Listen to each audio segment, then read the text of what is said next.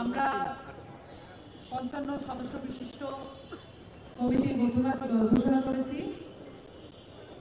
আমরা খুব অচিরেই আমরা জেলা কমিটি, উপজেলা কমিটি এবং এলাকা ভিত্তিক সফরের মাধ্যমে দেশের জনতা এবং ছাত্রদের সাথে, নাগরিকদের সাথে একত্রে বসে কর্মসূচি, কর্মপন্থা, প্রক্রিয়া ও পদ্ধতি নিরূপণ করব। আপনাদের সকলের সহযোগিতা কামনা করছি এবং আপনাদের একাত্মবোধ, গণঅভ্যুত্থানের সময় আপনারা যেভাবে একাত্ম হয়ে একটা দাবিতে একত্র হয়েছিলেন, আমরা আশা করছি আবারও ওই দাবি পূরণ করার জন্য, ওই দাবির ঋণ পূরণ করার জন্য আমরা আবার একত্রিত হব।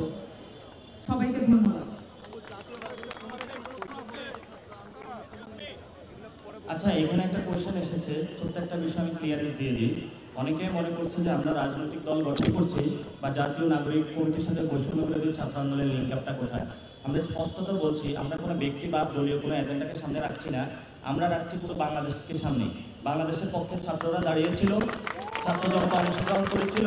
এখন যে ছাত্র বাড়িটার পিছনে একজন তরুণ পানি দিয়েছিল, বুদ্ধি দিয়েছিল, পরামর্শ দিয়েছিল, আমরা ছাত্রদের সাথে সেই কাজটাই করব। আমরা তরুণদেরকে একসাথ করতেছি এবং তরুণদের একটা প্ল্যাটফর্ম গঠন করতেছি। ছাত্ররা ছাত্রদের জায়গাতে কাজ করবে, তারা বাংলাদেশের জন্য কাজ করবে, তরুণরা তরুণদের জায়গা থেকে বাংলাদেশের জন্য কাজ করবে। আমাদের মধ্যে ঐক্যবদ্ধের জায়গাটা একমাত্র বাংলাদেশ, আর কোনো জায়গা নেই। ন্যাশনাল সিকিউরিটির ক্ষেত্রে আমরা সকলকে আহ্বান জানাচ্ছি, দলীয় ভেদাভেদ ভুলে, ভাবাদর্শিক যে মতাদ্বন্দ্বের বাংলাদেশে যে লড়াইটা চলতেছিল সেগুলা ভুলে আপনারা আপনাদের জায়গায় থাকেন, করেন, আমাদের কোনো সমস্যা নাই। কিন্তু বাংলাদেশ প্রশ্নে কাউকে কোনো হেলাফেলা করতে দেওয়া হবে না। বাংলাদেশ প্রশ্নে ছাত্র এবং নাগরিক যারা তরুণ রয়েছেন সমাজের সকলকে অংশগ্রহণ নিয়ে আমরা বাংলাদেশের জন্য যে কোনো সময়ের জন্য মৃত্যু হোক, শহীদ হোক, যে কোনো জন্য প্রস্তুত।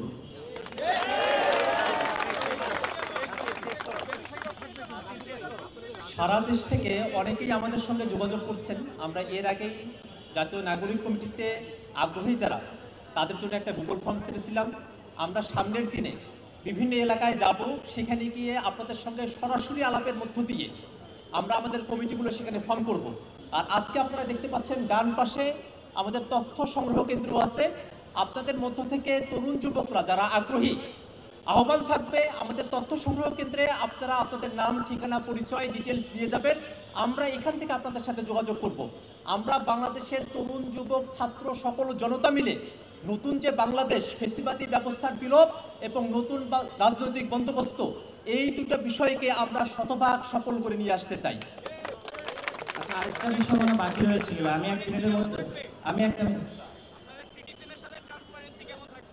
সিটি কাউন্সিল ট্রান্সপারেন্সি 100% ট্রান্সপারেন্সি থাকবে, কিন্তু এখানে একটা কথা আসছে যে রাজনৈতিক বন্দোবস্ত বা রাজনৈতিক দল, আমরা কথা একটা স্পষ্ট করছি। আগামীর যে একটা হলো স্টেট আর একটা হলো পলিটিক্যাল দল। পলিটিক্যাল দল হলো স্টেটের একটা অংশ। একটা স্টেটের মধ্যে আমরা বলছি রাষ্ট্র কাঠামো পুনর্গঠন। একটা রাষ্ট্র কাঠামোর মধ্যে শুধু রাজনৈতিক দল থাকে না, সিভিল সোসাইটি থাকে, ব্যবসায়ীরা থাকে, স্বাস্থ্যসেবীরা রয়েছে, আমরা প্রবাসীরা রয়েছে। প্রত্যেকটা সেক্টরে তরুণদেরকে ঐক্যবদ্ধভাবে আমরা কাজ করব। আমরা রাষ্ট্র গঠনের কাজে নামছি, আমরা শুধু কোনো দল গঠনের কাজে নামি নাই।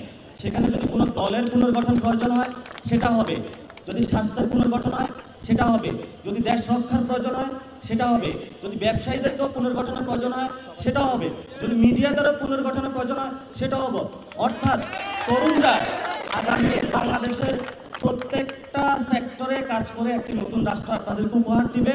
এবং আমরা কেন নতুন রাজনৈতিক বন্দোবস্ত বলছি, আমাদের 71-এ যে রাজনৈতিক বন্দোবস্ত ছিল সেটা ব্যর্থ হয়েছে, 90-তে ব্যর্থ হয়েছে।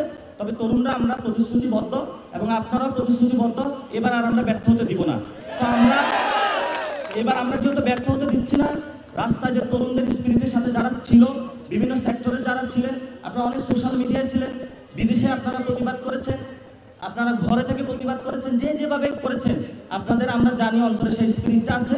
কিন্তু আমরা বিভিন্ন যাত্রাবাড়ি, মিরপুর, বিভিন্ন জায়গায় করেছি, কিন্তু আমাদের এখন একসাথে ঐক্যবদ্ধ হওয়াটা প্রয়োজন। এই ঐক্যবদ্ধ শক্তিকে নিয়ে আগামী বাংলাদেশটা সব সেক্টরে আমরা পুনর্গঠন করব।